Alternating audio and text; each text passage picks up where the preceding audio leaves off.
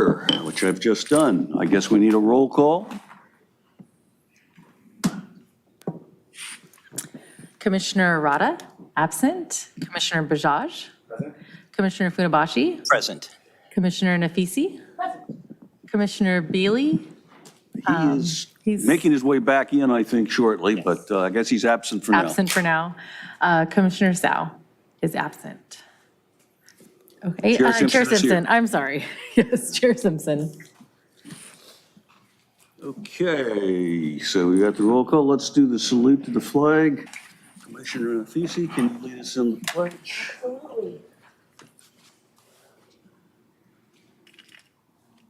Pledge of allegiance To the flag of the United States of America and to the republic for which it stands, one nation, under God, indivisible, with liberty and justice for all.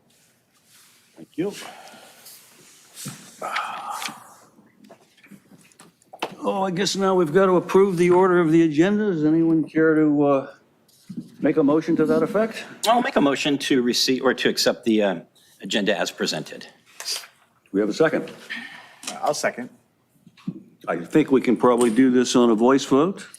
Sure, and just for the record, Commissioner Bealey arrived at 7:01. Thank you. You want to do a voice vote? Yeah, do a voice vote on Okay. that. Commissioner Bajaj? I mean, just go. So, yeah, go, you, all in favor? All in favor? Aye. Opposed? Ayes have it. It's approved. Are there any blue folder items, backup materials that we haven't received yet that have come in? There are no blue folder No blue items. folder? Okay. What are we up to next? The consent calendar. Is there anything there that anyone wants to pull out and consider separately, or can we take a motion to approve the consent calendar as it's presented? Anyone make that motion?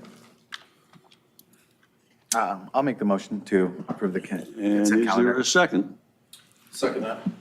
Okay, is there any public comment on the consent calendar? There is no public comments, or no e-comments, sorry. And Nobody here who cares to comment on it? All right, let's, and no one on Zoom as well. okay, so shall we do that also by voice vote? All those in favor? Aye. Opposed? Ayes have it. Okay, now is the point on the agenda for public participation on non-agenda items. If it's something that's on the agenda, we can take the comments then, but if you want to talk to us about anything else at all that is under the responsibilities of the Public Works and Sustainability Commission, now's the time to do it. Is there anybody who cares to address us? This one, nope. All right, seeing that. Anybody on e-comment or Zoom or anything else like No that doing e-comments. public? No? No e-comment, no, and no one on Zoom. Okay. All right, I guess we're up to J. And J1, discussion and possible action on permanent modifications to traffic controls at the Ripley-Pullman-McKay Triangle. I suspect we have a presentation on this. Yes, we do. Good evening, Public Works and Sustainability Commission, Ryan Liu, City Traffic Engineer. This item was previously heard by the Commission back in February 2024, and a pilot measure was approved by City Council in March 2024. This was a pilot one-way operation along Pullman Lane, along the short block between Ripley and McKay Avenue, converting it to be one-way westbound. Just some existing background of the area. Pullman Lane is quite a narrow street, same width as all the other streets, with parking on both sides of the street, but a single 12-foot lane providing two-way travel, which isn't sufficient width for two-way travel. This diagram shows the cross-section of Pullman Lane and the traffic controls at the various intersections along the triangle, which is sort of a public park. As we mentioned in the previous meetings, there are severe visibility constraints, especially between eastbound Pullman and westbound Ripley. Some of the residents have, provided some evidence of collisions that have happened in the area due to, lack of visibility here. The street parking also doesn't help the situation as well. This is the trial that was recommended by the commission back in February and approved by the council in March. This has been in place since mid-April, so it's been about a couple months since this trial has been in place, using temporary water-filled barricades, signs, and cones. So we converted Pullman Lane along this short 200-foot block to be one-way westbound. As you can see from the photos, signage was placed prohibiting those turns onto that short block from McKay, one-way signage, do not enter signage, and some barricades to really communicate that this is a one-way street. We covered up the stop sign on the other side of the intersection. We also provided feedback letters for residents who were, walking by the area, big attention-grabbing, language that we got quite a bit of feedback from this trial. There's a QR code that they could scan and learn more information.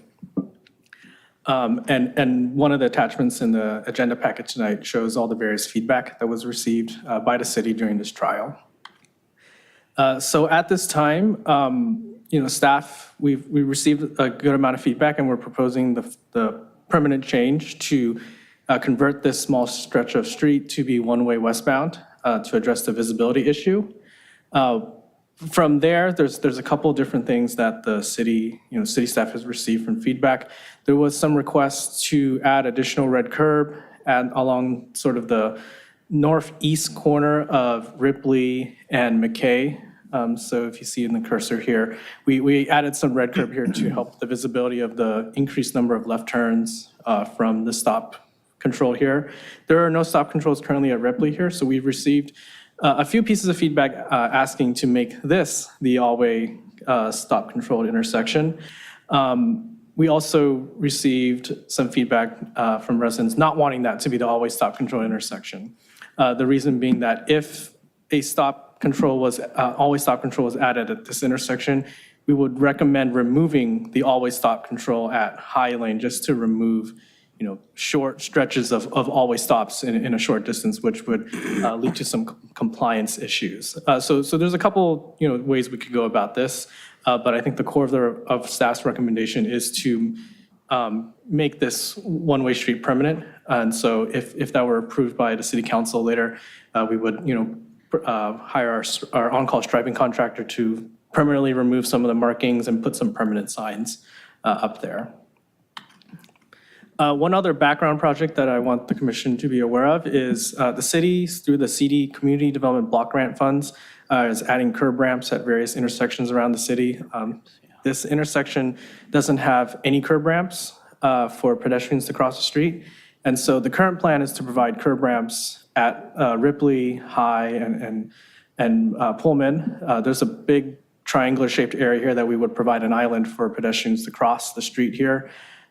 If the always stop here is removed, we do not recommend providing ramps to cross the street here because this intersection is at the top of the hill. So if there were no controls for the vehicles, there will be limited visibility for that crosswalk. Whereas, if we maintain the stop controls here today, we would be able to stripe a crosswalk across Ripley at this location, where, in other locations along the street, there aren't curb ramps to cross the street there. So that's sort of one of the factors.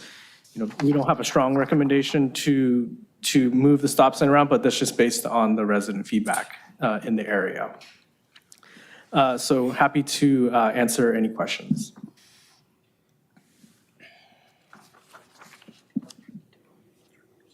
Yeah, so the alternatives on the table, staff's first recommendation would be permanent one-way westbound operations on Pullman Lane between Ripley and McKay, and no further changes.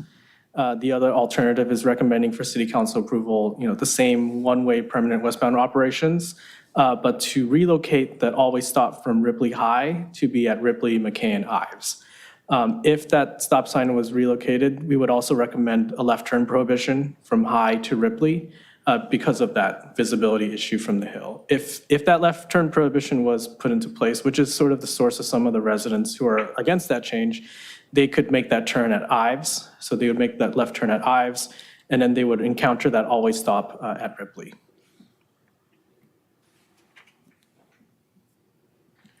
Discussion. Yeah, is there any crosswalk going across Ripley? For any of those intersections? So technically, each of these intersections has legal crosswalks at all corners, but not all of those crosswalks are served by curb ramps.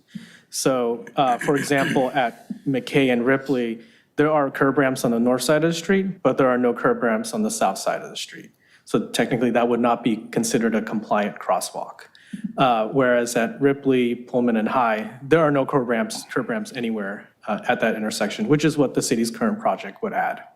And just to be clear, you're asking about marked crosswalks? Yes. As opposed to, do we have any marked crosswalks? No, across- there are no marked crosswalks across Ripley here, but if the stop sign was maintained at Ripley and High, and if the city's curb ramp project were to move through, we would feel more comfortable to stripe a crosswalk at that location. At McKay.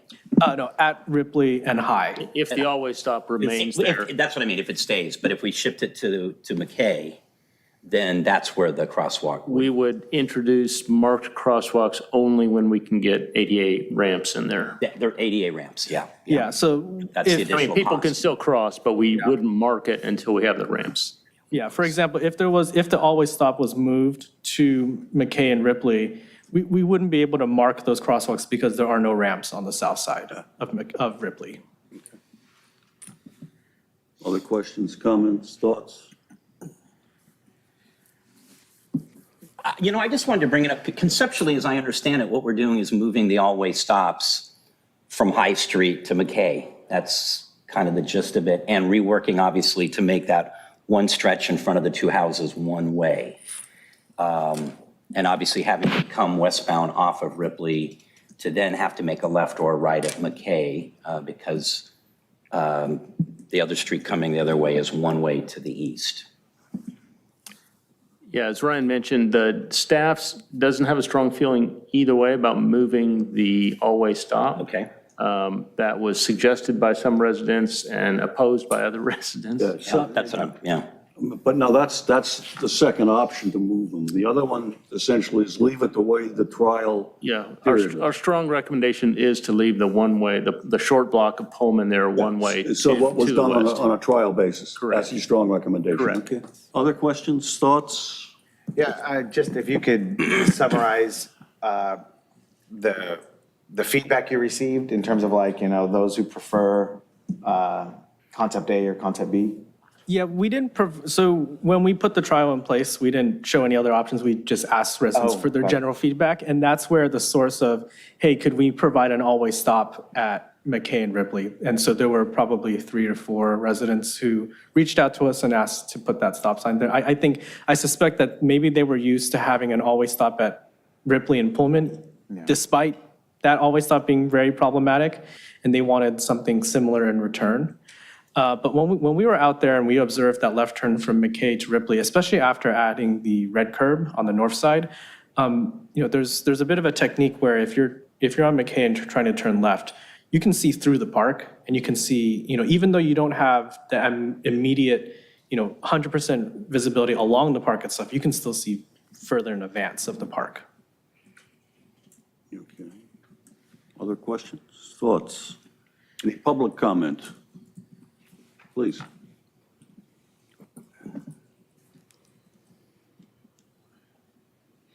My name is Renee Diaz, and I live right at the stop where the stop sign is going to be removed on Ripley in High Lane.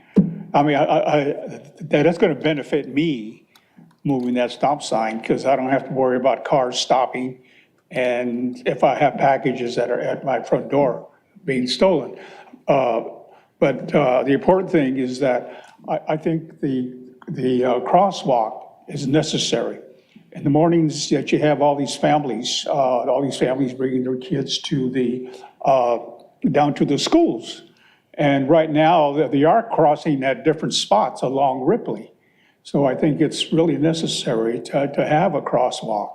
And secondly, I think that on Pullman, right at the beginning of Ripley and Pullman, that a hump be installed. As cars are coming up the hill and turning into Pullman, there's Pullman at McKay is the opposite direction. And I've seen, vehicles coming across and cutting into Pullman. And of course, they're, slamming their brakes. Well, not slamming their brakes, but they're really, have to slow down automatically because of the opposite direction. And the other thing is, just the other day, Wednesday or Thursday, I see these cars, coming up the hill, and there was this concrete truck. It didn't even stop at the stop sign in front of me. It just kept on going. So, yeah, I think it's necessary to have that crosswalk and to add a hump on Pullman to slow the cars down as they come closer to McKay Lane. So, those are my comments and suggestions, so Thank you. thank you. Other public comment? Any e-comments? There are no e-comments, and there's no one on Zoom. Okay. So, Is it okay if I throw out some ideas and just kind of get some? sure. So if we go back to the map, the overview, this one, okay. What if we kept westbound Ripley, a stop sign at High Lane and a stop sign at McKay Lane? And on the eastbound Ripley, we kept a stop sign, same, at McKay and Ripley. And even though they would stop at the top of Ripley at High Lane, which would get them technically to stop, unless they're a cement truck, obviously. But I'm still concerned about the two driveways, or actually I think it's 3 residences now that I look, that are on Pullman. People can still make that quick right turn off of Ripley onto Pullman, and I'd be concerned if any of those 3 neighbors were pulling out of their driveway. Perhaps we could add a sign just before the Pullman turn to the right, hidden driveways or something along those lines to alert drivers, hey, don't come ripping around that corner because you got 3 driveways that are going to come up pretty quickly. That leaves us open to put crosswalks at High and Ripley eventually. And I couldn't help but notice McKay Lane, although, well, I can't help but think because my kids went to Madison and that school was on McKay Lane. That's why it stood out. I didn't know, obviously, this far south that people would be going that. But that I can still see the need for a crosswalk at McKay and High. Yeah, if I could respond to that, so, and a bit to what the resident was alluding to is, and this is sort of separate from this specific topic, but with the city's curb ramp project here, if you see on the screen that, this will remove a little bit of parking at the corner here. But this is sort of the location where that crosswalk could go. So the westbound stop sign for Ripley would stay here, and the eastbound, we might probably pull it up closer to that crosswalk over here. Since if Pullman Lane was made one-way westbound permanently, this sort of approach is sort of removed from the picture of the intersection. So the eastbound Ripley could move closer here so that they have much better visibility of the other 2 approaches of the intersection. It shrinks the size of the intersection. But to address those cars that are sort of sweeping in right now, those cars can make a pretty shallow turn onto Pullman.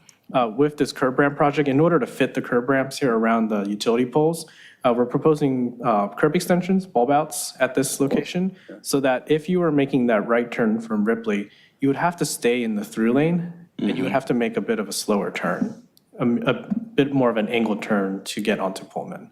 So that might address some of the concerns with the speed of the turns going around the corner. And by the time you make that turn, then you're almost at the stop sign. Yeah. You see, and I'll share with you, when I saw this one slide, I had trouble kind of, it's a much bigger picture on that one. I mean, obviously McKay Lane isn't even in it. I had actually envisioned the crosswalk further back. I mean, on the east side of High and Ripley. Oh, At the top, right where the stop sign would be. yeah, we had, the civil engineer designers had considered that, but there's not enough space to fit the compliant curb ramps on the east side of the intersection. And we felt that, by placing it in the middle here, at least, someone who's on this corner might feel a little bit more likely to, if they wanted to cross, this is a little bit closer than having to go all the way around. So having that crossing in the middle is a bit of a a compromise and sort of a better location for So- either side of the intersection. Okay, and it says ramps and crosswalk across Ripley only if always stop remains here. So then do I have it right? There'll be a stop sign on westbound Ripley on the east edge of High Lane. You'll have to stop there and potentially stop again for someone crossing the street. No, there would just be one stop sign here. So one of the options is to keep the stop signs where they are. Right. The other option is to move have no more stop sign on Ripley at this location and have them, if you're on Ripley, you're only stopping at McKay. If that were approved, we wouldn't be putting a crosswalk here. Oh, okay. So, Right. I mean, that's the second option, then the first option, can we go back to the two staff proposals? So this is what's going on right now is the first one, The right? first option would, Make permanent what's now there on a trial basis. this body would permanentize, right, what's out there now, That's- and then separately, we would pursue our curb ramp project, as Ryan noted, where the stop signs don't change at this intersection, with the exception of the eastbound or northeastbound Ripley stop sign could move forward closer to the marked crosswalk, because the outbound Pullman, eastbound Pullman no longer exists as a motion. Right. All right. I guess the only concern I had was people coming westbound at a rate of speed up westbound Ripley and not having to stop at High and then hitting the peak and coming over. Isn't, Yeah. the bulb outs that you're talking about would You address that? won't even see the bulb outs until you're up at High. Yeah, it is a parking lane there, so theoretically, they should be traveling closer to the center stripe than to the curb. When they approach the top of the hill, they'd have to navigate around the raised bulb out and be a curb extension. Right.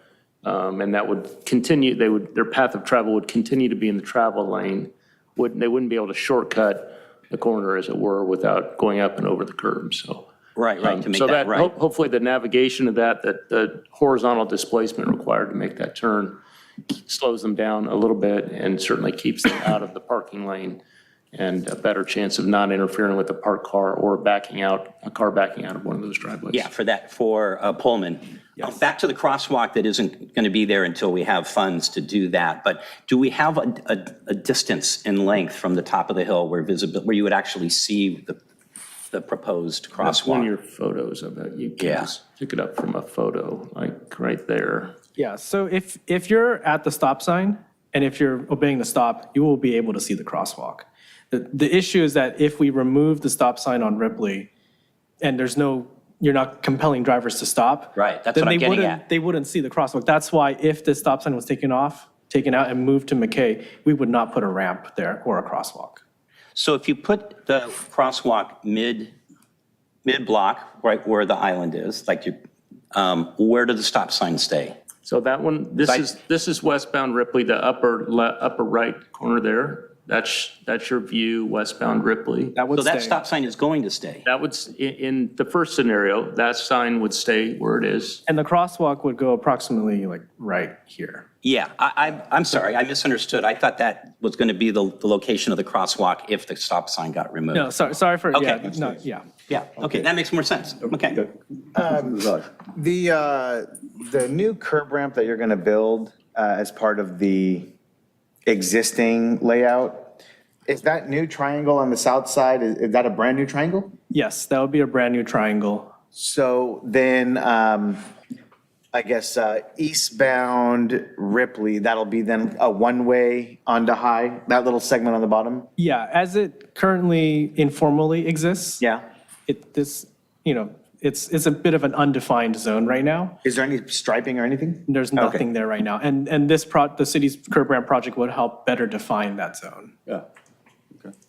And the stop sign that we would propose changing is where the stop bar, where his arrow is right now, for northeasterly Ripley, would move northeasterly up closer to where you would expect a stop bar in front of a crosswalk, right there. And closer to westbound Ripley and northbound High. Right, so everybody can see each other better because we're shrinking that intersection. And so this option essentially is pretty much the pilot project. And this with is the what's pilot project with existing. the addition of, Yeah. of the bulb zones, right? Yes. So staff, the first recommendation on the staff page there would Go back to be, that.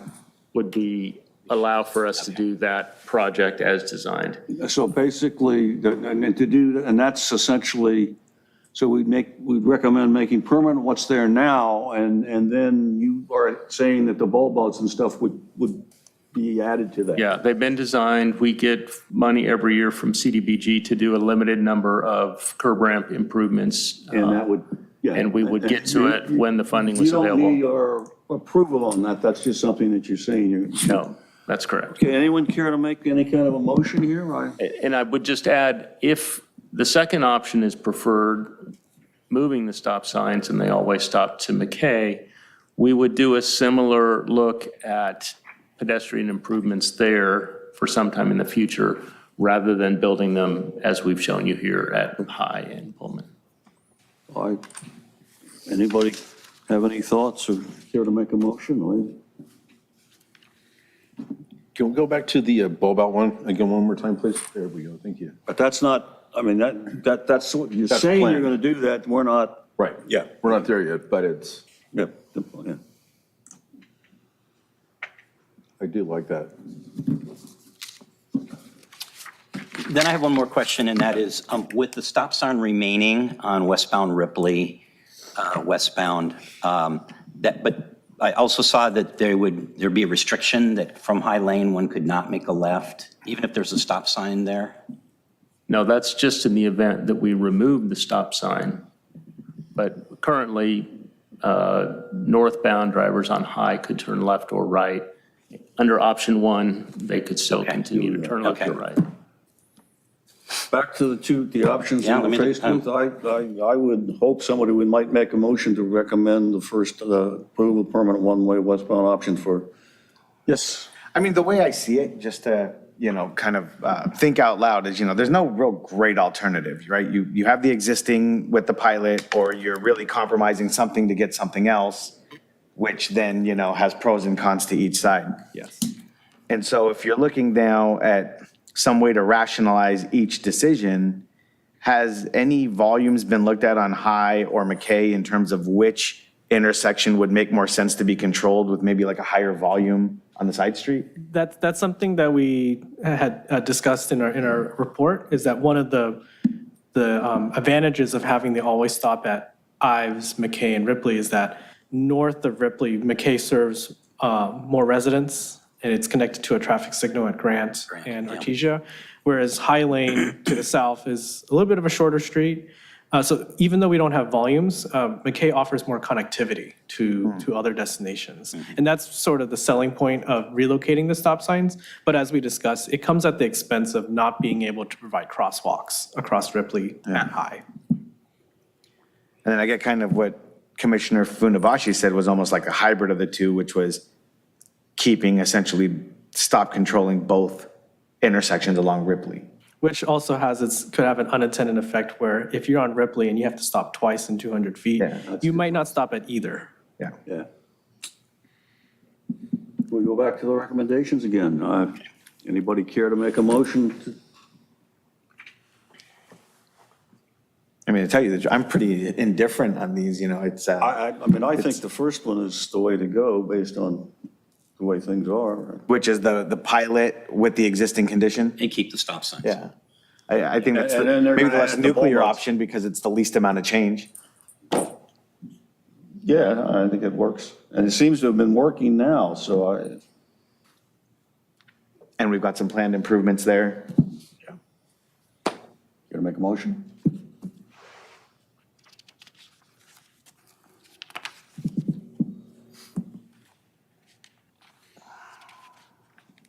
I'd support number one. It would be, Yeah, permanent one-way. Yeah. That first paragraph. I'd go with the second one. You want to go with the second one?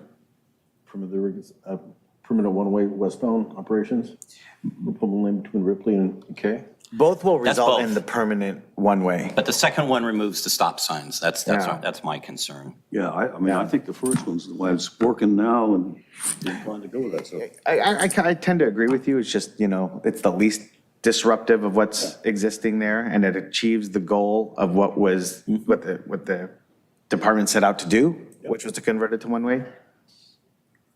And then we'll get a good pedestrian improvement there.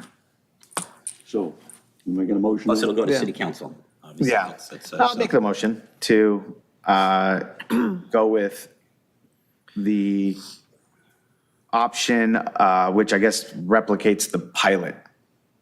Option one. Option will recommend the city Call that council option approve one. permanent one-way westbound, blah, blah, blah, and so on and so forth. Yeah. That one, yeah, okay, is there a second? Oh, You friendly amendment? yeah, go ahead. No, you go. Oh, well, I just want to clarify, option one is to recommend for the city council approval for the permanent one-way westbound operations for Pullman Lane between Ripley and McKay, no further changes. Is that your second? No, that's that's the motion. That's the motion. Okay, Yeah, just I'll make clarifying. the second. Okay. But I just have one question. No residents weighed in on either option, right? You said, because they just received a notice. They didn't get an option to weigh in on it. Is that correct? That's correct. So for this agenda item, actually, we noticed within 150 feet of all 4 intersections in the area, we also provided notices at each intersection. It's only a handful of houses, though, 150 feet. I think is we like- sent out almost like 40 or 50 notices. okay. Yeah. Okay. All right, so we have a motion on the floor, I guess. You want to do a roll call vote? Sure. Commissioner Bajaj, Yes. Commissioner Fodnabashi, Aye. Commissioner Nafisi, Aye. Commissioner Beely, Aye. Chair Simpson. Aye. Motion passes.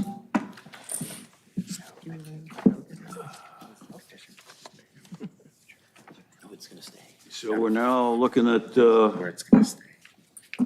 J2, possible action regarding city council ordinances that amended the municipal code in regards to meeting cancellation procedures and adding handicapped access appeals board responsibilities to the Public Works and Sustainability Commission. And it looks like we're about to have a presentation on this. That is correct. We do have some slides. I just want to take a moment to introduce Luke Smoody. He's our assistant to the city manager, our only one at the moment, because his partner has been given other job duties in the meantime. But Luke's been instrumental in helping a lot of the city council strategic plan items move forward. And so he's going to present this item. I'll have a couple of comments towards the end, but go ahead, Luke. Awesome. Thank you, Director Wingy, Chair Simpson, Commissioners. Appreciate you having me out this night. As Andy mentioned, Luke Smoody, Assistant to the City Manager. And the item tonight is in reference to some municipal code amendments that have been passed by council over the past month that will have some impact on the Public Works and Sustainability Commission. So we just wanted to bring it to you, go over them with you and see if you have any questions that we can answer to sort of clarify what the long-term impact will be. And so these changes are a product of a strategic planning item that came from council in that 2023 cycle of the last strategic planning objectives. And the ordinances, there's 2 elements that we're going to discuss tonight. The first is meeting cancellation policy for boards and commissions, and then also the absorption of some additional duties to the Public Works and Sustainability Commission. And these were adopted by council on June 11th for second reading, and then are due to become effective on July 11th. And the mayor really took leadership regarding these changes since he was appointed. It was something that's been on the strategic planning radar, but was something that really was better mayoral or council driven just based upon how it will change the composition of boards and commissions and responsibilities moving forward. We just felt it was appropriate coming from that level. And this codifies that cancellation policy and also assigns duties that had previously been the purview of the Handicapped Access and Appeals Board to the Public Works and Sustainability Commission. We'll sort of go over what those responsibilities are.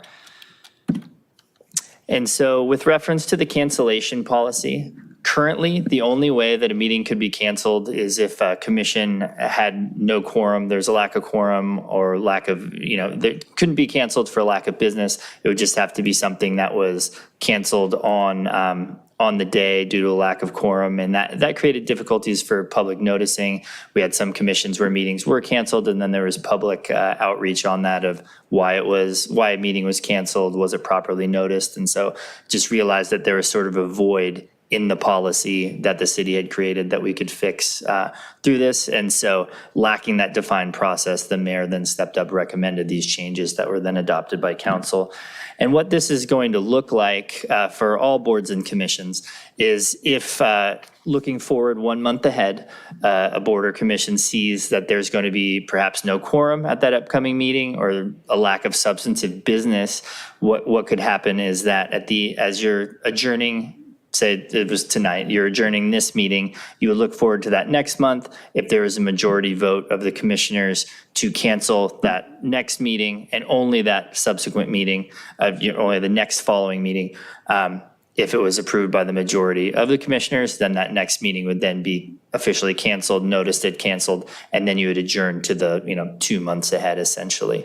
And so, and then that's what council drew forward, what the mayor drew up, brought to council, they approved it, and like I said, that would be voted at the end of a regularly scheduled meeting. It wouldn't be a situation where you could call a special meeting to cancel the next month's meeting. You really have to sort of work with your liaisons to plan that month ahead and see if it's something that would make sense to do. And so I'll go into the second part, and we can obviously revisit both elements of this with questions later. But so the strategic planning item, while the cancellation policy just sort of came up in the midst of that, what council's original charge to staff was to look at our boards and commissions. We have, for a city our size, a very large number of boards and commissions. And what that often leads to is boards and commissions that are so highly specialized, there isn't a lot that falls into their area of expertise. And so some boards and commissions would have only the director's update on their agenda or one item. And, y'all have busy schedules, you're coming in here and have one item and there's not a ton to do sometimes. And so we were just looking to put a little more meat on the bone across the board for boards and commissions. And so part of that was just examining what we had, what was perhaps superfluous, things that we could consolidate. And so specifically with the items that come to the Public Works and Sustainability Commission and how the changes designed by the mayor impact you currently with what's been passed already, is that there was a handicapped access and appeals board that existed within the city, but it had been unstaffed, had no appointees for as long as anyone can remember. I think the latest estimate I heard was our city clerk, I believe, has 23 years in the city, and she doesn't remember it ever being staffed or hearing an appeal. So it was something that being unstaffed, having no recent memory organizationally of it being active, we figured that was something we could take away as a standalone board. And we looked at how the policy was written around that. And Director Wingy will go into a bit of how it's structured and why it makes sense to potentially, or why council believed it made sense to bring it to this commission. And so at a high level, it would just be facilities that are subject to ADA access appeals would now fall under the Public Works and Sustainability Commission should something be brought to an appeal level, and not, if there is a issue with the decision that was made by our building director in the community development department. And so I'm going to hand it over to Andy now to kind of contextualize how this impacts your operations, and then we'll both be here to answer any questions you may Sounds have. like we just get a little more responsibility. That's right. Perhaps a little more responsibility without anything to do if recent trends continue to hold. But so just ADA compliance or accessibility laws are in place. The government code of the state requires that publicly built projects comply with the federal, what were guidelines are now requirements for ADA that are issued by the Department of Justice. The health and safety code in the state attempts and effectively attempts to require privately funded projects, as long as they're public accommodations, hospitals, stadiums, theaters, places like that, to be in compliance with the ADA requirements also. So that's the health and safety code. Cities are directed to enforce this portion of the health and safety code via their building division through their project review process, construction inspection process, and could be code enforcement process at times. So local building departments have to enforce the ADA requirements, sorry, I've said guidelines for 20 years, now they're requirements. They're also allowed to make certain exceptions to the literal requirements of the ADA when there's equivalent facilitation made available. So for instance, in some cases, a material might be required, like concrete, for instance, is the required material. An architect may come in with some different material that provides equivalent facilitation, and the local building department can make that judgment call on those kind of exceptions that the requirements didn't foresee. In light of that, the cities are also invited by the law to establish what was called the Handicap Access and Appeals Board, thank you, to hear any written appeals to decisions of the building department. So for instance, a developer may come in and request a building plan review. They get comments back that requires them to change their parking lot around to accommodate access. Maybe it's a matter of interpretation. They could come then to a board and say, we don't really like this interpretation from the building department. We'd like to appeal and get the board, to weigh in on that with a decision. Or somebody from the public might come in and say, we've seen these reviewed plans that a developer does for a movie theater, for instance, and we don't think they're providing sufficient access.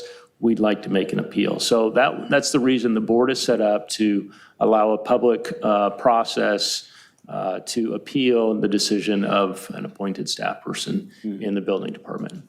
The state law, oops, let me go back one more. So the state law defined the intended makeup of the appeals board, which is 5 individuals, ideally 2 of them who are members of the disabled community. And there's some other things as well. It also defines the scope to approve or disapprove of the interpretation of the building department. So what our council action has done, this ordinance has done, is effectively it's done away with the board per se, but it's transferred those duties to this body, which would also be supported by an ex officio member, our building official, chief building official, who would sit in to provide, not a non-voting member, but sit in to provide guidance and commentary on the decisions that were made in the appeals that are being requested. But only for the things that were being presented. Correct, only written appeals. The law states written appeals, and there's a process that would be developed to take in those appeals and get them scheduled and noticed and all that kind of thing. And the chief building official would be present to advise the voting members of this body, and the building official would not be a voting member. Obviously, they've made the previous decision, so for them to vote would be perhaps, I don't know, a conflict of interest maybe is the best way to say it. So those are the duties that are coming with this July 11th when these become effective. To Luke's point, nobody here can remember this ever happening. I'm not sure why that is. The ADA requirements are so strongly adhered to by almost all developers. And so I just don't know that there's a lot of conflict right now. And even though they've been called guidelines for years, they're kind of perceived as law just because of the force of litigation that's potentially available to somebody who's not served by them. So yeah, I don't know that there's a lot of extra work here, but the council did want to keep this function and has assigned it to this body as a preferable option to trying to staff and maintain an independent 5-member group that may never meet, so. No, but that, you're saying an independent 5-member group, but we're 7.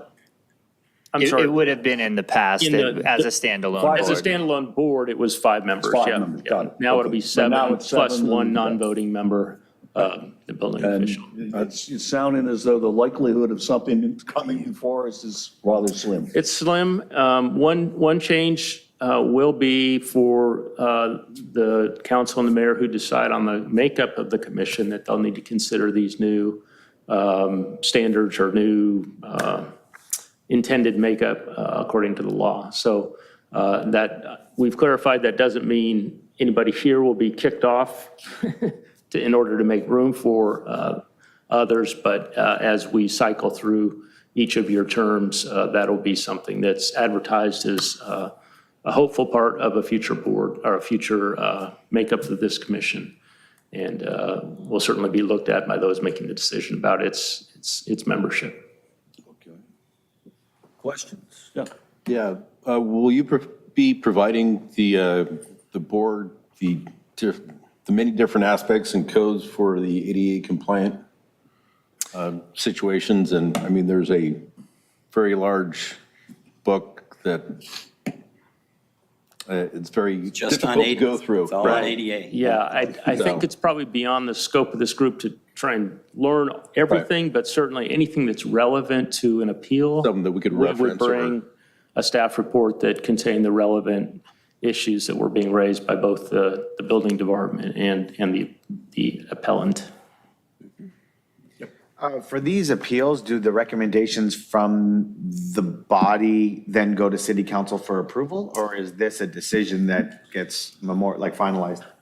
As I recall, and I'm a little bit out ahead over my skis here, but as I recall, the Health and Safety Code identified the appeals board as the decision-making body. That's what I Yeah, that's how I recall it as well.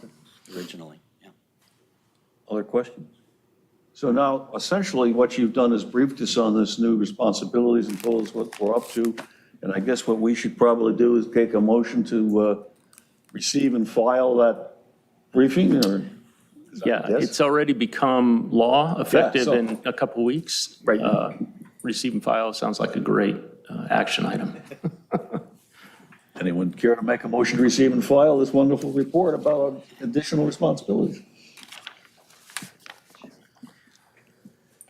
I'll make a motion to receive. Okay. Oh, sorry. No, I no. You made it, Commissioner. Second. Sorry.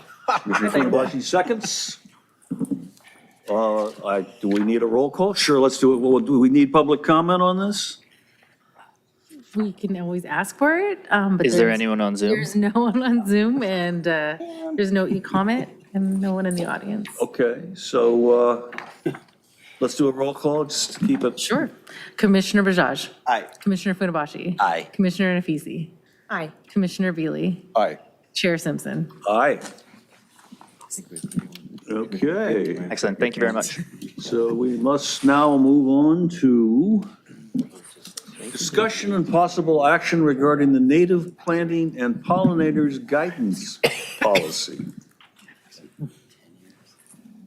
So where are we on that? We have a presentation, or are we just? We do, yes, thank you. I'm changing hats and changing seats here, so let me just get set up.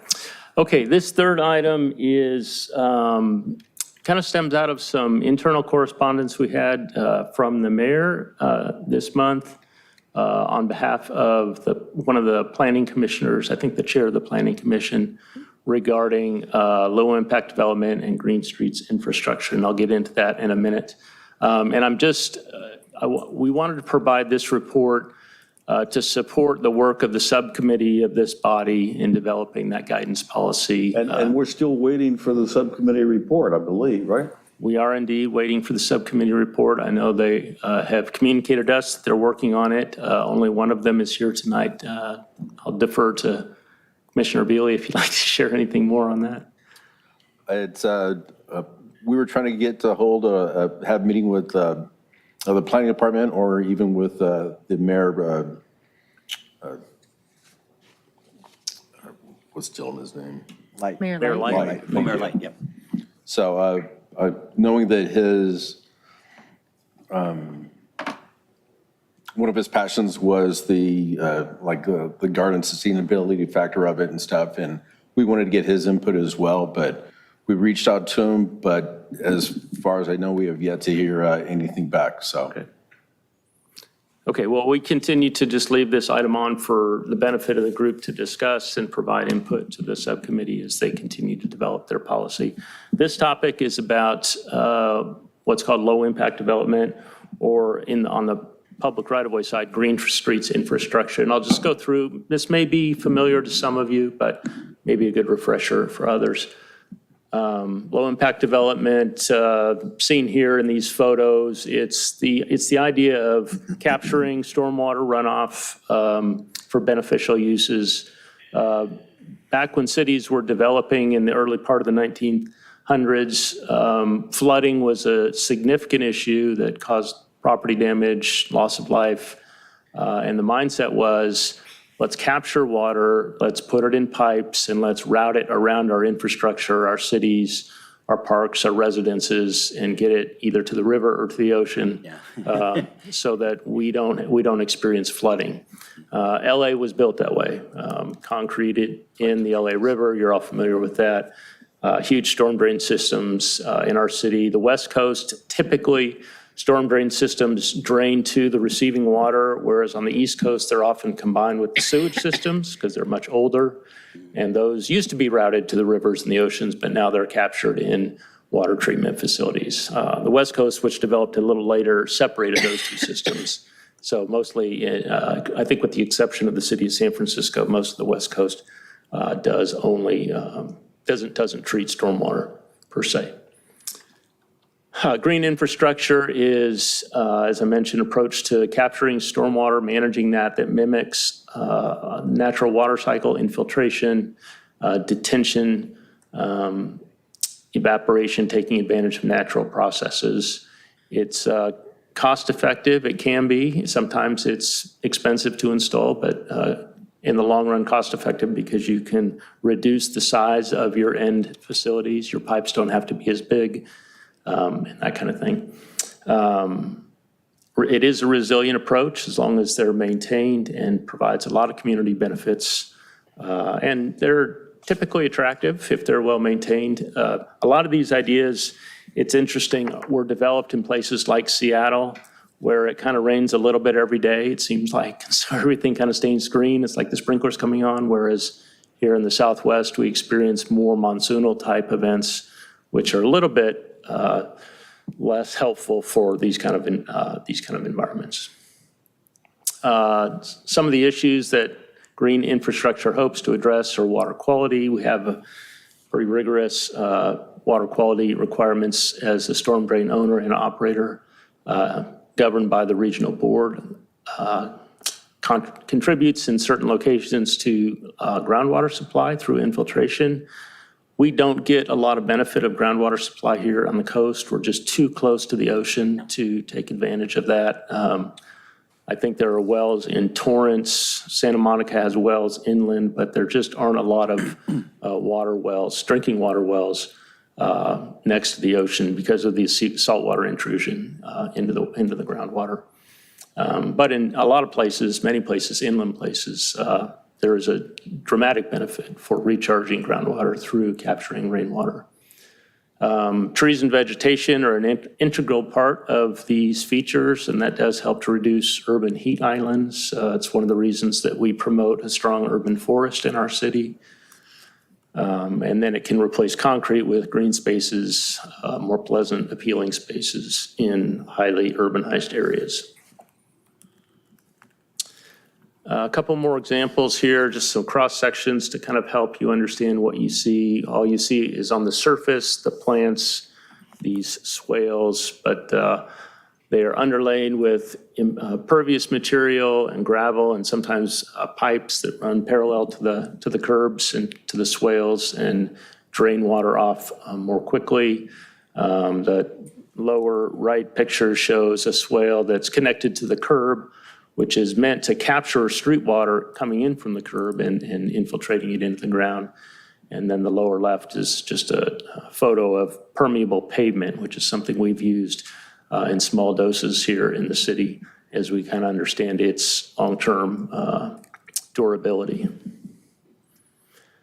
Some of the items, infiltration galleries, are some of the terms that you'll see. Dry wells, I'll have a little bit more about that in a minute. Bioinfiltration is just the addition of plants into infiltration areas to help plants' roots actually take up certain minerals and metals that are in rainwater runoff and help to filter, if you will, those materials out of the water supply.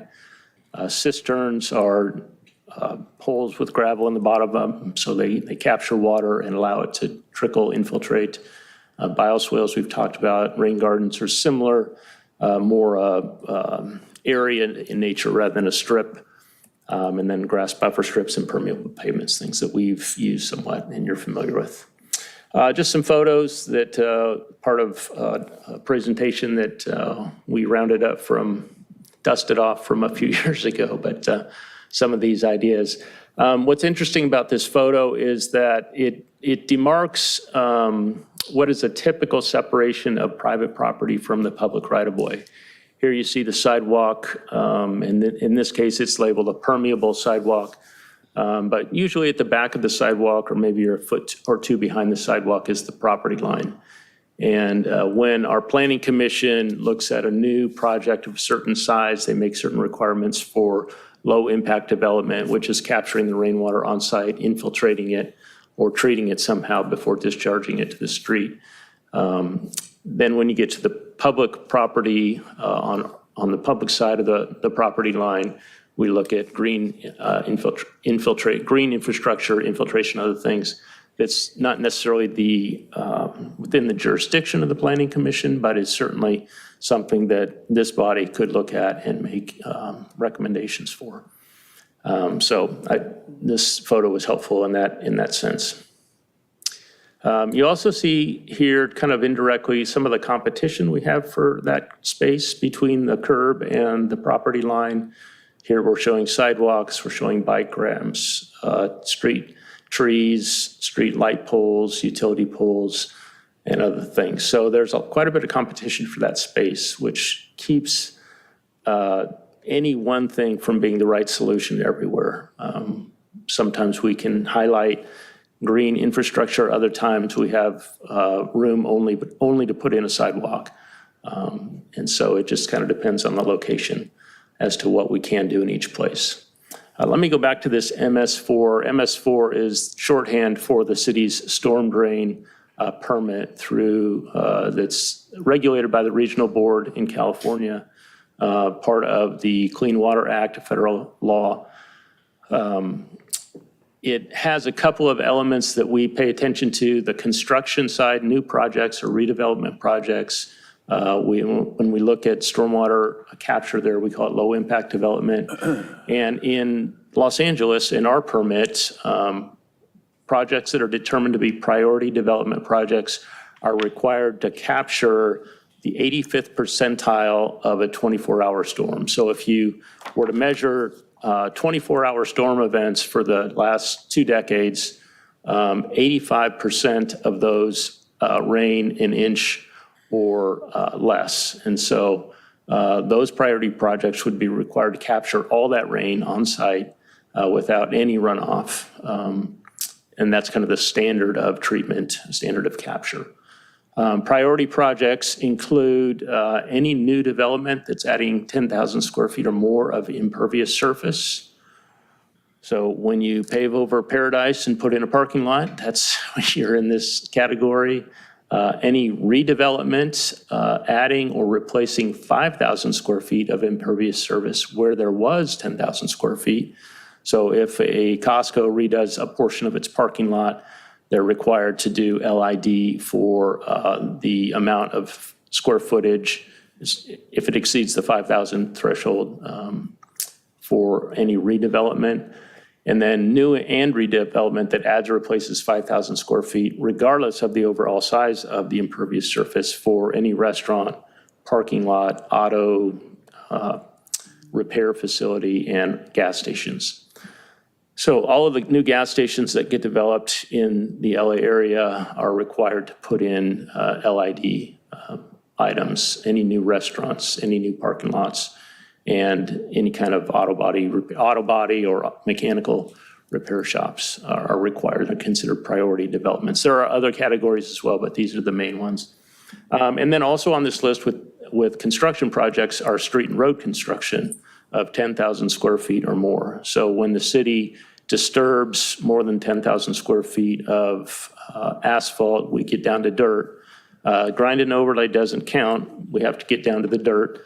But when we do that, then we're required to do some additional work with LID type improvements. And we've recently done that on Barrel Avenue or Barrel Avenue, I guess it is, between, on the east side of Prospect, between Prospect and Flagler, in front of the Vons there. If you haven't driven by there, you can see a good example of where the city's done that as part of its design. We have other projects that, in Barrel, we did it was a grind and overlay, but we wanted to add that feature because we had the space to do it.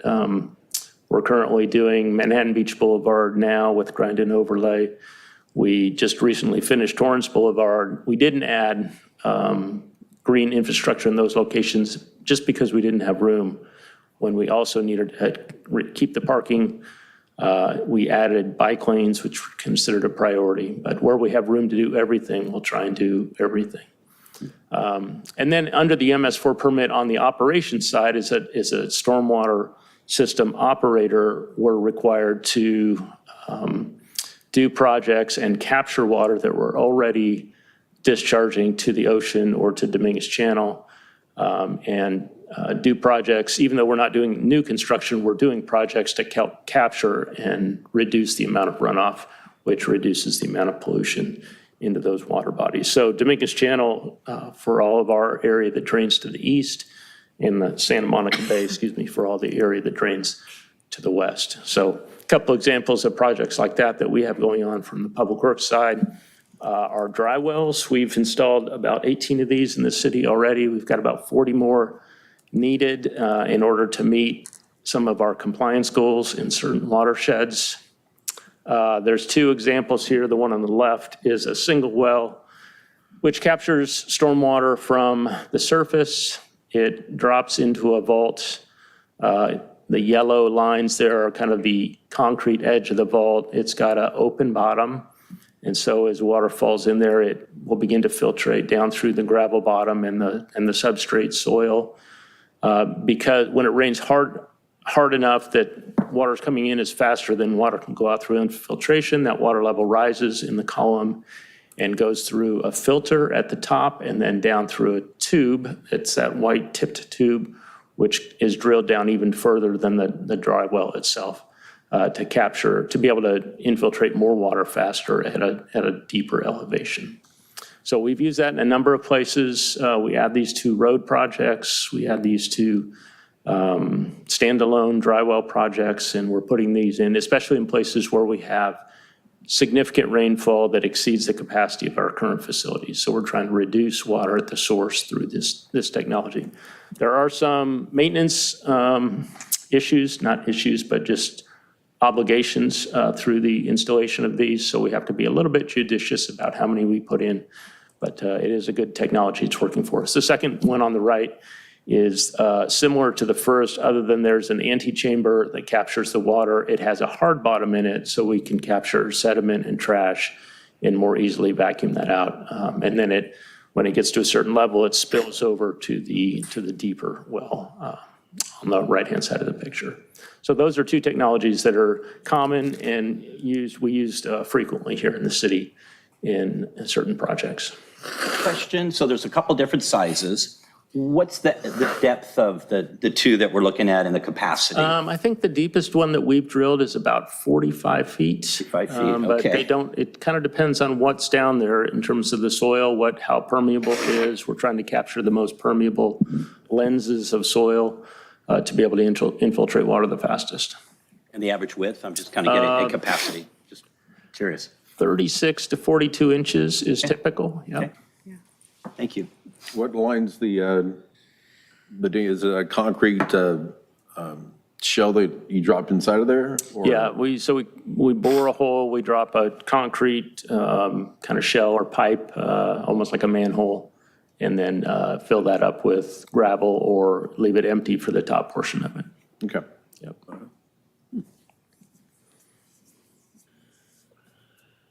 We have a couple other projects in the works. Glen Anderson Park is a regional stormwater capture system, a part of our Green Street program. There's two photos here. One shows kind of the surface layout on the left, which is we're going to use pervious pavement there. We've used pervious asphalt before. If you go to Doolittle, north of Manhattan Beach Boulevard, the parking lanes on each side of Doolittle, we use permeable pavement there.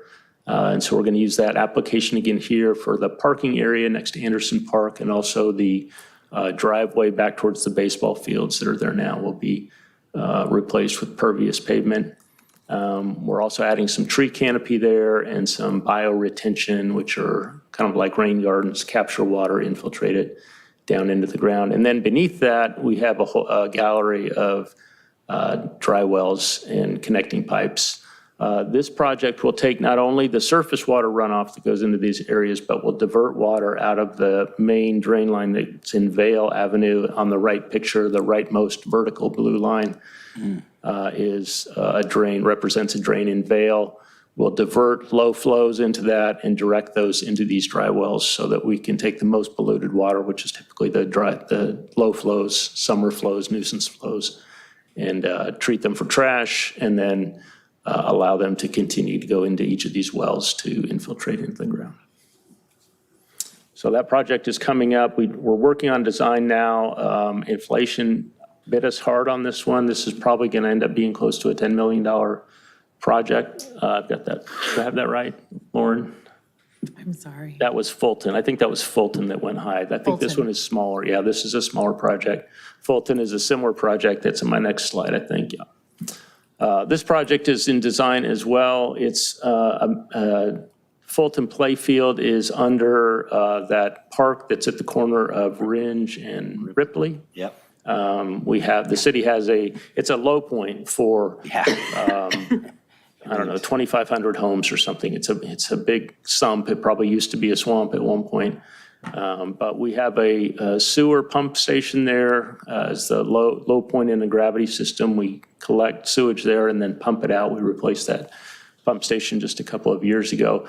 Immediately adjacent to it, the county owns a detention basin. It's a big concrete structure underneath the playfield. All the stormwater that comes in from the surrounding area is captured there and then directed to the south along Ringe into a huge storm drain that runs on 190th Street all the way to the ocean. So this, what this project would do is it would divert water coming into before it reaches the detention basin, low flows especially, and route them through the detention basin and into, I think it's 13 new wells we have there at this location. So this one has gotten expensive. This has become almost $8 or $9 million project in our estimates right now. So this one is looking challenging. We have received Measure W grant funding for this. And so we're proceeding as if we're going to receive more Measure W grant funding in the future to get this built. But this is an important project to the city. The city's committed to doing this to meet its water quality compliance goals for the Santa Monica Bay watershed. So those are just a couple of ideas. I wanted to make you all aware of what the city does with its own projects. I think the point in question raised by the Planning Commission was for commercial and residential development projects, wanting to bind those projects with certain green infrastructure practices, BMPs, best management practices in the right-of-way, similar to the way they bind LID requirements on the private property. And so while a noble goal, I think there are some differences in the way the land is operated and controlled by the city and the various competing interests we have to provide traffic, sidewalk, parking, bike lanes, street trees, utility runs, and other things that make kind of a blanket requirement to have every project provide that kind of green infrastructure a challenge, and probably something that should be done with the input of the staff and not just a development goal like some of the other requirements that are done. So I want to turn it over to you all at this point for discussion, and happy to answer any questions, but certainly discussion with an eye to informing the subcommittee about what might be included in their draft policy. Thank you. This is very informative. And pardon me if this is a silly question, but when you do a project like this at Fulton Playfield, and if you're having dry wells now installed in the field itself, is there any way that that could be used as a substitute to irrigation? That's a good question. There have been attempts to recapture this kind of flow for irrigation. It works really well in places where it rains a lot more than it does here, because we have to go back and forth between dry seasons and wet seasons. There are other challenges related to water quality. Anytime we take water in and we store it, detain it for a while, it becomes different water that's regulated for use for irrigation even. So we would have to probably treat it. Treatment is fairly expensive, and if you don't have a regular supply of water to treat, then your economics don't necessarily pencil out when we do that. So it's hard to do here. It's something has been tried in a lot of places.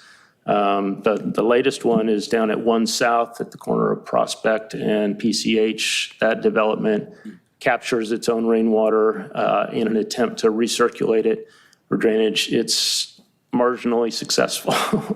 Yeah, that was a recent private project that incorporated that technology. Other questions, comments, thoughts? I had a question more on the residential side. I mean, we've seen in Los Angeles, single-family residents that have included large barrels at the bottom of downspouts, permeable driveways, cisterns that probably hold 100 or 200 gallons that downspouts will go into, about 2 inches away from the building. And with a lot of mixed emotions from different people opining on that. What does Redondo Beach see in the future in that regard to how some of this water reclamation or saving, will develop into the single family realm? My personal view is that we're in an ideal city to do that with so many sandy soils. Most of our city is underlain with sandy soils, perfect for infiltration and resistant to like clay soils, where if you get them very wet, they start moving around like they do in Palos Verdes. So we're in a good city to do that. I think those are all tremendous practices that a city like Santa Monica, which is similarly situated as we are on top of sand dunes, they have a very rigorous program, much more progressive, maybe started 20 years before the rest of the whole LA community on doing this kind of stuff. And they've been very successful. There's costs involved. Sure. There's sometimes concerns over infiltrated water mixing with maybe more pristine water and creating issues with underground water pollution. Don't think the volumes are enough really at this point to make that a huge concern. Redondo Beach, I think, is and should continue to pursue this, with a lot of intensity. On the public side, I think it's a little bit different just because we do have really crowded right-of-ways right now. Yes. Lots of utilities, lots of competition for parking, all those kinds of things. And so while I happily would include rain gardens and that anywhere I could, we have to ask all those questions. Are all the needs being met that really are required to be met? Sure. By the demands of the city. So I think for instance, when a project, a commercial or a large residential project is developed, the planning department always sends us the plans and asks us if these projects trip any thresholds that require public right-of-way improvements to be done too. The city council adopted maybe almost 20 years ago now, kind of a threshold after which certain public property improvements are required to be made by the developer. Sidewalk improvements, putting in a curb ramp, replacing a driveway apron, putting in street trees, those kinds of things. I think that's the perfect space to add bioretention, bioswales. But the advantage we have of the way we do it is that unlike a developer who controls his whole property for his purposes, the public right-of-way has many public purposes. And infiltration of water is one very good one, but it's not the only one. And so we just need to be able to manage all the competing demands in the right-of-way. But I see the commercial is obviously the priority. And it actually, to look at the pictures, it's a lot more attractive Oh, than a absolutely. 200-gallon barrel next to your house at all four corners, so. Absolutely. They're usually 50-gallon barrels. I have 4 of them. 50's better, because if you can use the water. An idea. Thank you. Here, here. Other questions, thoughts, comments? You mentioned street trees earlier when you were talking about Anderson Park. Is there anything to help help the community promote that? Because I think that's a brilliant idea. Yeah, so the city council, we just became a tree city, by the way. Our adoption of a tree ordinance a year and a half ago was kind of the last hurdle. And we heard from the Arbor Day Foundation maybe 2 months ago that we became a Tree City USA. We have a couple of signs we need to post up, but the mayor handed me a plaque, actually, for lack of anybody else to hand it to. He gave it to me at that council meeting. So that was a big accomplishment. I think it's very much a desire of the council to continue in that effort. They've given us kind of a rule of thumb to plant at least 100 new trees every year, which we've been doing as a public works department. A couple of years they funded us for 200. This year, there was some debate during the council deliberations on the budget to add to our budget, but in the end, they did not. So our minimum is 100. If it's like last year, we'll probably do between 125 and 150 new street trees. So that is part of our work plan every year, to plant trees, either replacing ones that are dying or brand new in locations that don't have a tree right now. So yeah, that's our program for street trees. Cool, excellent. Other questions, thoughts, comments?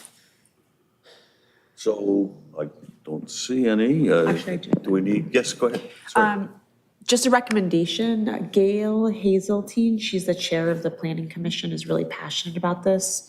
She reached out to me a few months ago and I had referred her to Cindy. I don't know if she ever had a chance to connect, but she would like to speak to you guys. So that would be a good person to go to because she's eager to talk to you guys about it. I didn't want to get in between because of the Brown Act. So I will reach out to her and tell her to connect with you guys. Yeah, If you'd like absolutely. to reach out to her. Anything else? So do we need a? There's no real action item on this one. I just wanted to create a space in the agenda for the body to discuss it here and provide any input to the subcommittee. And this would really just be a receive and file and then any other recommendation for the subcommittee. I guess a motion to receive and file, is that, I'll make a motion to receive and file. and refer to subcommittee, right? Is that, just receive and file? Anything specific you want to share with the subcommittee, as Commissioner Nafisi has, if there's anything else that would be, that doesn't have to be part of the motion, of course, but just anything that you wanted to add for the subcommittee to take and include in their draft. So my motion stands then to receive and file. Okay, a second for that? Second. All right, Commissioner Bajaj, Yes. Commissioner Funabashi, Aye. Commissioner Nafisi, Aye. Commissioner Bealy, Aye. Chair Simpson. Aye. Well, I guess that takes us to item K. Here we are. Time for member items and referrals to staff. Do we have any referrals to staff? I would like to thank Ryan. I sent him an email and he was just very responsive and we're talking about, so nothing particular to refer, just to thank you. We're talking about bike racks and the possible addition of some in down right where the Hermosa Beach Strand begins. Yeah, so something we've noticed is a lot of biking activity, I think, associated with the junior lifeguards during the Yeah. summer, where a lot of bikers are parking their bikes on poles or not blocking them at all. So we're going through some procurement to get some additional bike racks in that area. Awesome. Excellent. Other, yes. Thank you so much for your work to get the barrel light up at Barrel and Maria. I know that was several months coming, and so students and faculty are really excited. Also, thank you for your work on removing the extra red curb on Barrel. That also opened up some additional parking for teachers and staff, and so I know residents along Maria are really happy, so was very grateful for that. So another kind of school-related issue that's been brought to my attention, I wanted to see if we could get some resolve or just some help in kind of problem thinking through it. Over on Paulina and Delamo, where what is the name of the school is at that junction right there? It's not the high school, but it's like the little continuation The continuation school? So when school gets out, when school is. Dreisler. Yeah, Pat Dreisler. I should know her name. When school gets out and when school starts, there's an influx of kids who cross from Paulina to Delamo right there, even though there's a crosswalk right there at Prospect, because it's easy, right? Because there's that driveway there. And there's this influx of e-bikes that go through there and kids just crossing, and there's traffic that comes from Prospect, pretty good speed. Is there any way, I know we don't want to encourage kids to cross there, right? Because there's a crosswalk like half a block, I think, away from there. We want to encourage the kids to go there, but is there any way to put signage there that just says like school crossing or, I don't know, slow down or anything? There's just, because I know that, like, no matter what we do, I think there's always going to be kids that are going to cross from there. We see it every day. So is there any way to just get drivers to kind of slow down in that area? Because there just seems to be an influx of cars and they keep crossing right there. Yeah, well, one of the philosophies is, you provide a safe crossing where people go, people take the route of shortest resistance. right. You see it on college campuses all the time. Yeah, totally.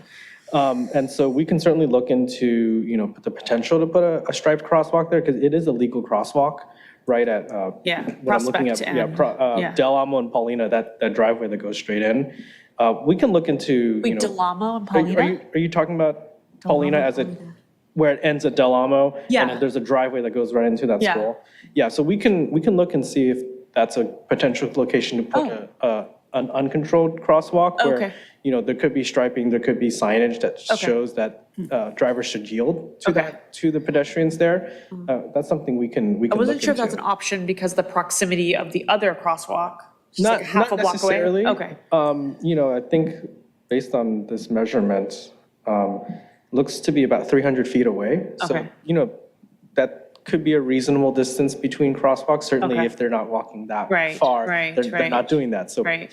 there could be an opportunity to provide a crosswalk there. And that's something And the we can hill is look kind of into. elevated, so I think that's another reason why people yeah. don't see the students. We'll have to like dig into all that. I want to get to the point where this wasn't agendized. So if it's a referral, we would have to agendize it the next time and bring it back as an item.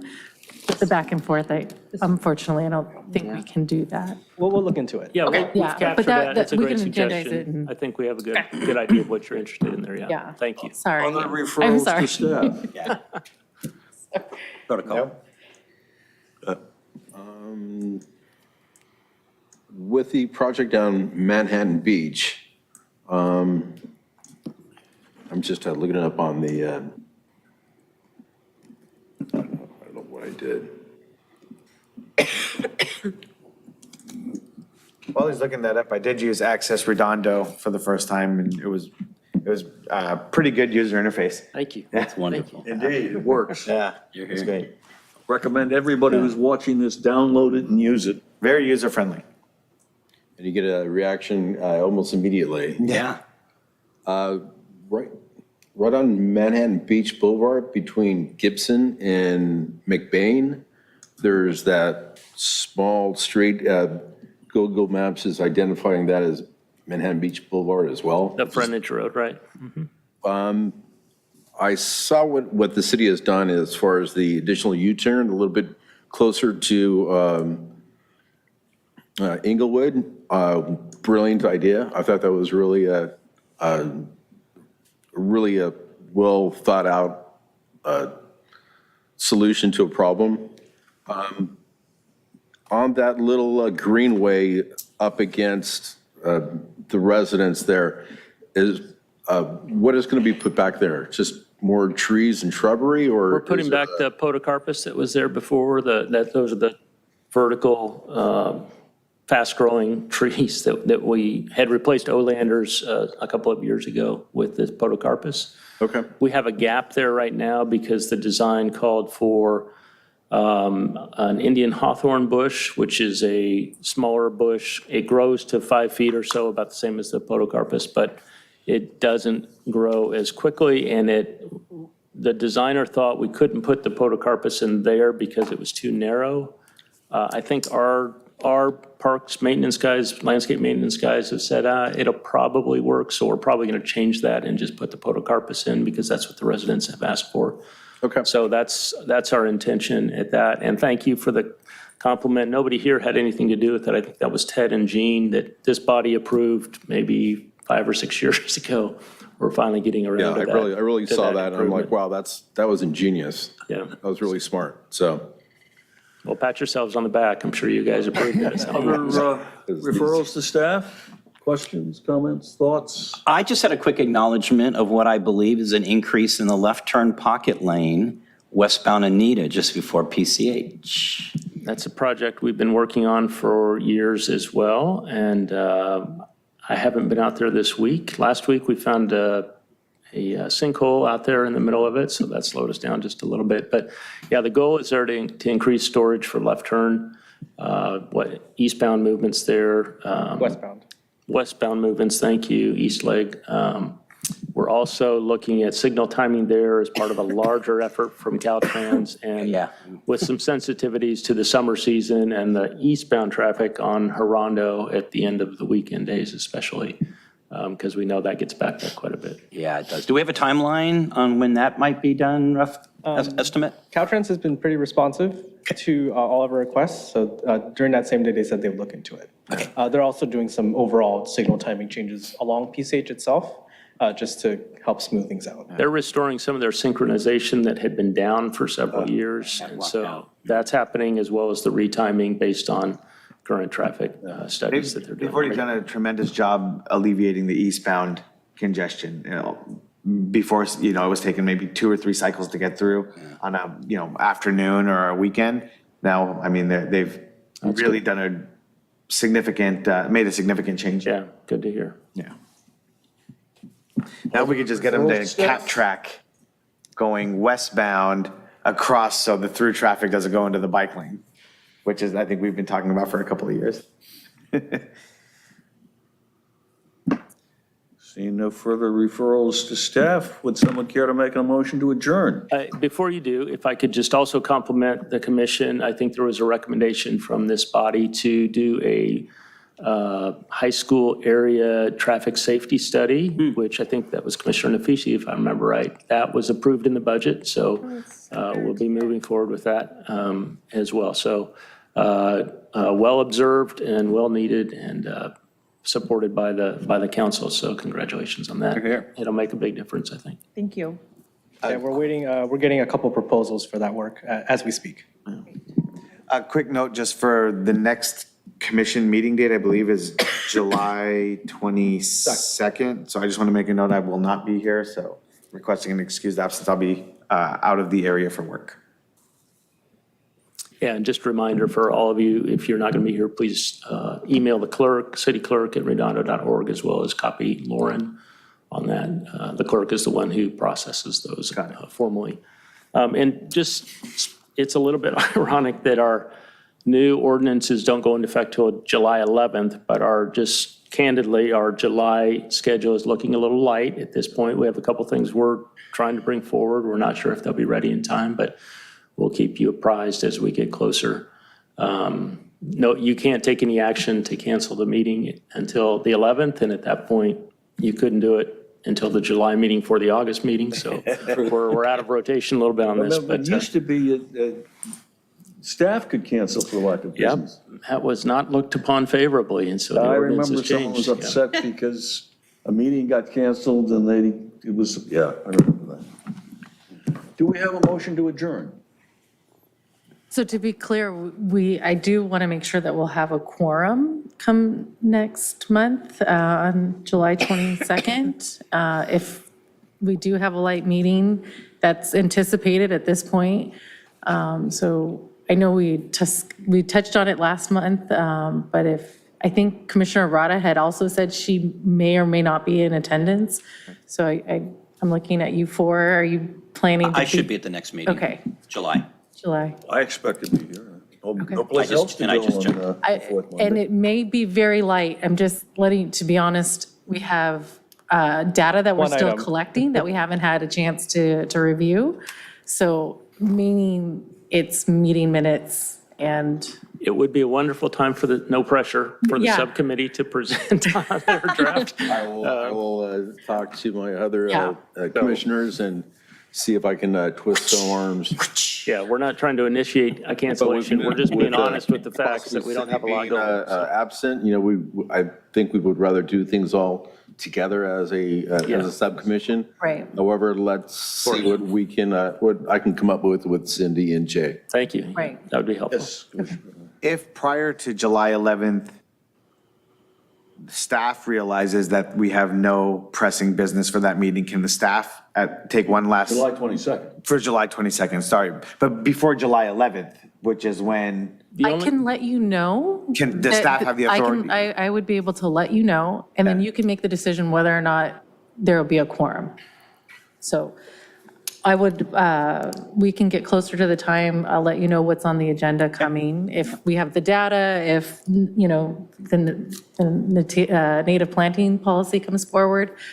But without those two items, it would be very minimal, and then you can decide whether or not you'd want to come in, open, take public comments, or non-agendized items, and then close the meeting is basically all we would potentially have. So if you deem that worthy of your time, or if you have other things, then that's understandable. So we can decide at that point in time, but I'll let you know after, when we get a little bit closer. Okay. And have a chance to talk. So, motion to adjourn? I'll make the motion to adjourn. Second? All in favor? Aye. Aye.